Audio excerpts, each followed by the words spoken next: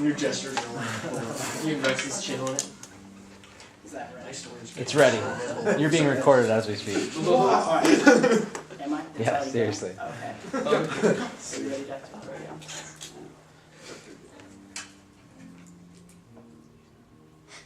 So my name is Brett Foote, and I love Jesus Christ, but it hasn't always been that way. My story is just a story of a redeemed sinner who's had God's hand over his life from the beginning. My upbringing was incredibly secular. My parents did not believe in Jesus Christ, didn't know Jesus Christ. In fact, my father, the only time he encountered Jesus Christ was when he was on the military base, and the Presbyterian church there, no, it was the Methodist church there, had Reese's peanut butter cups in their vending machine that was outside of the hall on base. So he would go there, get his Reese's peanut butter cups, and leave. And that was his encounter with Jesus. My mom was raised a Lutheran, and so she was a good Lutheran. Down south, everybody was a Christian, so that's just kind of what you did, you know. So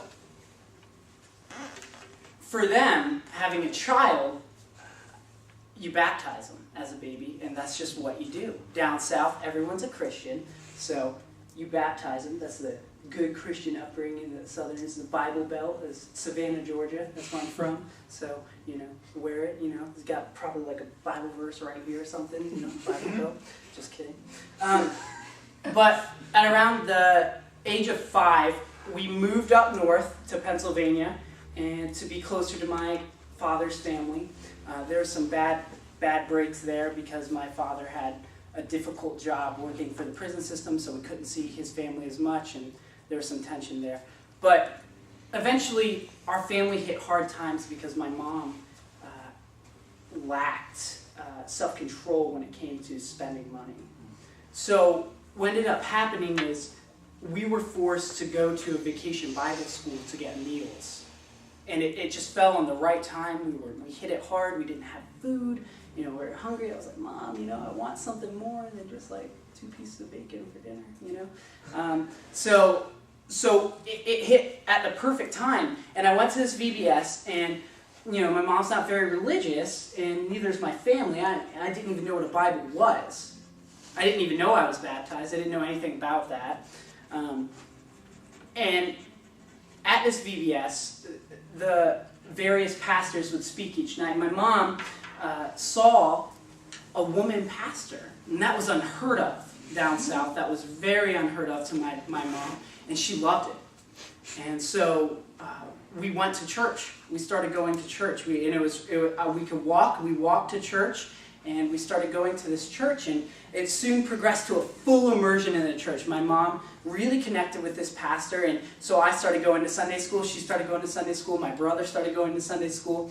That started. Then I went to youth group. My brother went to youth group. My mom was doing things, baking stuff for the church ladies. I don't know. That's what she did, right? She became really involved. It led up to me going to camp. And I went to camp for about 4 years before anything really happened. And at that 4th year, I had this experience of going rock climbing and backpacking down the Black Forest Trail in PA. It was good. It was really, really good. And for an 8th grader, I mean, it's pretty intense. I mean, I got to go natural face rock climbing. It was awesome. And when I did that, you know, I wasn't really having any God experiences, but it was good. It was like a good time, and I was so tired. It's so cool, though. And I'm hearing about God's creation, but I'm not, whatever. It's really nice. I can see the stars. And we came back from that trip, and in my whole life, like many of you guys, I'm sure, and what I've heard is that I struggle with identity my whole life. And since I didn't have a lot of money growing up, you know, I remember a distinct conversation with a kid like, okay, when should I wear my jeans with this shirt so I'll look cool and so I can fit in? Like, it was that bad. And so I always struggle with identity, and so I try to be everybody's best friend. And when I did this, it made me many people. And when we got back from this backpacking trip, we sat down at this night fest. It was our worship, and this woman named Ellen Kiefer, she was in college, was speaking about her experience at Grove City and how she would, when her Christian friends were around, she'd have her devotional out. But then when her secular friends were around, she'd talk about partying and getting drunk and curse and all of that stuff.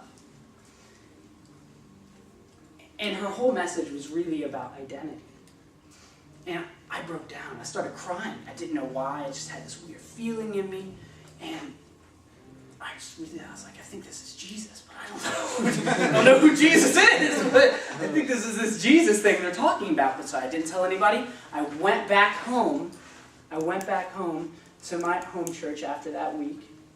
And that Sunday, I waited for everybody to leave the church. And it was a very traditional church, so there's the middle, you'd walk down, if you're getting married, that middle aisle, everybody knows that middle aisle, everybody walks down, and the front of the church goes right outside.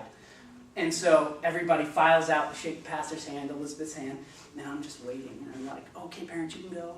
What? What's going on? Why do you want to stay? But I was like, no, trust me, I just got to talk to the pastor. And they're like, okay, just be home soon.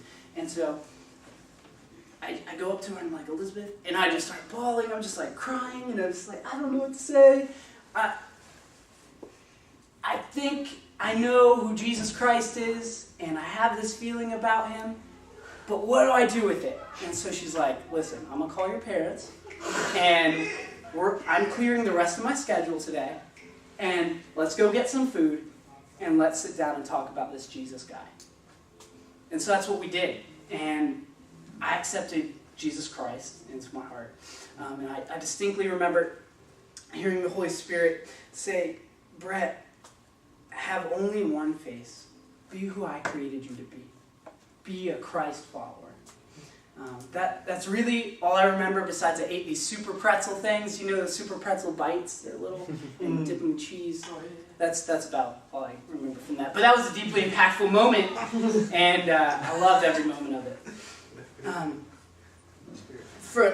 And so then I got confirmed early. The elders laid hands on me. I joined the church, and it was a wonderful thing. From there on out, I struggled with vulgar speech for the next 8 years. I struggled with vulgar music, sexual sin, girl issues, through the roof. Just terrible things. But beyond all that, God brought me to LBC through a crazy turn of events. And then I hated LBC. I hated every moment of it because it was too strict, it was too Christian. It made me feel really oppressed. And because I went to a secular school, and I was like, I need to do a Christian thing, but maybe this is a little too much, And so I came here, I rebelled. I dealt with a lot of partying issues, drinking, underage and stuff that was really bad. But I'm here now to say that through these 8 years and through my 4 years here at LBC, and through a study abroad program, I've met my wife. I've overcome these sin issues in my life. And I'm not perfect, and I still sin every single day, but God's been faithful to me. So.